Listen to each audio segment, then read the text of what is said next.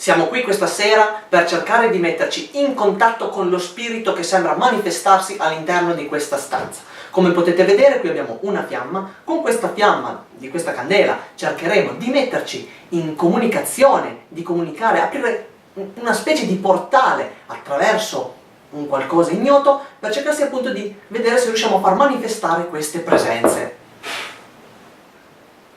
Un attimo che si è spenta la candela, la riaccendiamo un attimo, ok, a posto. Quindi dunque cercheremo in questo momento appunto grazie all'ausilio di questa candela.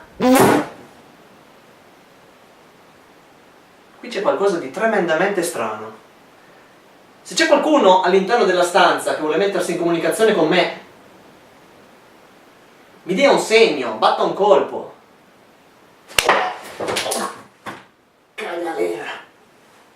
Un colpo, un scupas. Con un scupas. Porca. Pensa io. Una lugna. Senti ancora lugna questi. Pensa te. Te lugna. Che non fate veghe? Fate veghe. Fate veghe.